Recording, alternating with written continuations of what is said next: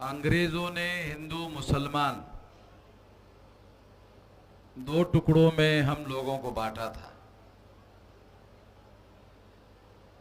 ब्राह्मण अंग्रेजों से थोड़ा महान लोग हैं, अंग्रेजों से वो कम नहीं है, महान है। अंग्रेजों ने हिंदू मुसलमान दो टुकड़ों में बांटा था। ब्राह्मणों ने हम लोगों को 6247 जाति के टुकड़ों में बांटा। तो अंग्रेजों से ब्राह्मण बहुत महान है, बहुत 3000 गुना महान है। 2 से भागाकार करो 6247 को, तो 3000 से भी ज्यादा गुना जो है वो ब्राह्मण अंग्रेज से ज्यादा महान है।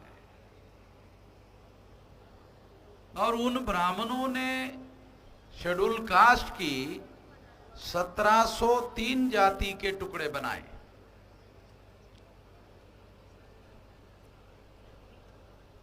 बहुत सारे जो पढ़े लिखे लोग यहां हैं उनको पता नहीं होगा कि शेड्यूल कास्ट के 1703 टुकड़े हैं ऑल इंडिया में, और आदिवासियों के 801 टुकड़े हैं, और पिछड़े वर्ग के 3743 टुकड़े हैं। तो सबसे ज्यादा टुकड़े ब्राह्मणों ने पिछड़े वर्ग के किए। पिछड़े वर्ग के टुकड़े 3743 जाति के। आज देश का प्रधानमंत्री नरेंद्र मोदी पिछड़े वर्ग का है।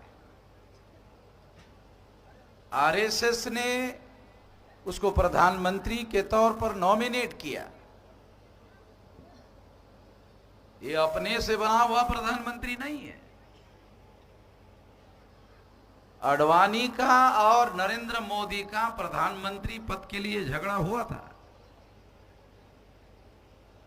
और इस झगड़े में आरएसएस ने नरेंद्र मोदी का समर्थन किया और नरेंद्र मोदी को घोषित किया। तो अडवाणी जो है विजनवास में चले गए। तो अभी नरेंद्र मोदी को आरएसएस के ब्राह्मणों ने नॉमिनेट किया हुआ है। अंग्रेजी का शब्द है नॉमिनेट करना, उसको हिंदी में कहते हैं नॉमिनेशन को नामधारी। ये नामधारी प्रधानमंत्री है, आरएसएस का नॉमिनेट किया हुआ है, नामधारी प्रधानमंत्री है। प्रधानमंत्री है, प्रधानमंत्री का पद भी है।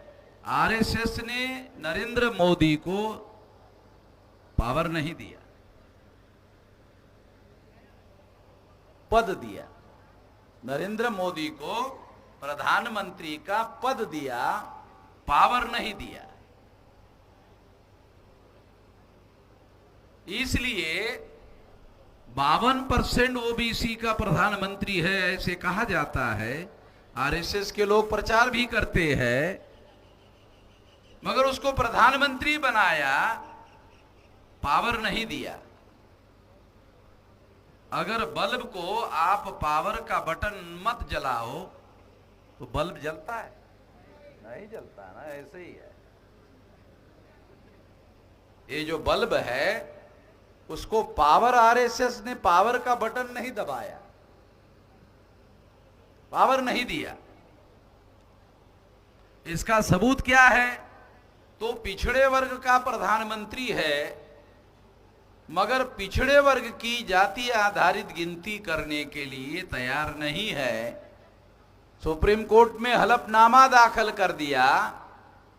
ये डॉक्यूमेंट्री एविडेंस है कि नरेंद्र मोदी को प्रधानमंत्री का पद दिया गया, पावर नहीं। पावर होता तो फैसला करता, पावर ही नहीं है फैसला करने का। मगर पिछड़े वर्ग के जो लोग हैं वो पद से ही खुश है। समझ रहे हैं? ये तो पिछड़े वर्ग के लोग यहाँ बैठे हैं ना, इसीलिए मैं थोड़ा उनको दुख लगना चाहिए, इसीलिए बोल रहा हूं। उनको खुशी वाली बात नहीं बोल रहा हूं, उनको थोड़ा दुख लगना चाहिए कि जो पिछड़े वर्ग के लोग हैं वो पद से ही खुश है। पावर मिले या ना मिले, साला हमारा आदमी प्रधानमंत्री बन गया। इसके पहले देवेगौड़ा भी बन गया था कर्नाटक का, वो भी पिछड़े वर्ग का था, मगर उसको ज्यादा देर चलने नहीं दिया, क्योंकि वो पिछड़े वर्ग के समर्थन में गिनती करने के बारे में ऑर्डर कर रहा था। उसको ज्यादा देर रहने नहीं दिया, उसको हटा दिया। नरेंद्र मोदी के 2024 तक 10 साल पूरे हो जाएंगे तो आरएसएस ने उसको तीसरी बार भी प्रधानमंत्री के लिए नॉमिनेट किया, कि उसी के नेतृत्व में लड़ेंगे। क्यों? क्योंकि नरेंद्र मोदी पिछड़े वर्ग की लड़ाई नहीं लड़ रहा है, पिछड़े वर्ग का है, पिछड़े वर्ग की लड़ाई नहीं लड़ रहा है। तो आरएसएस को लगता है हाँ ये सुटेबल आदमी है, ये सुटेबल आदमी है, ये सुटेबल पिछड़ा है, ये हमारी व्यवस्था में सूट हो रहा है, हमारी व्यवस्था में अव्यवस्था पैदा नहीं कर रहा है, ये सुटेबल है। तो प्रधानमंत्री पद के लिए पिछड़े वर्ग के लोग खुश है कि हमारा आदमी प्रधानमंत्री हो गया। तो इसलिए साथियों मैं आपको बताना चाहता हूं कि पिछड़े वर्ग के लोगों को इससे संतुष्ट नहीं होना चाहिए, और पिछड़े वर्ग के लोगों की यदि वास्तविक गिनती किया जाए तो ये 60-65% लोग हैं। कैसे?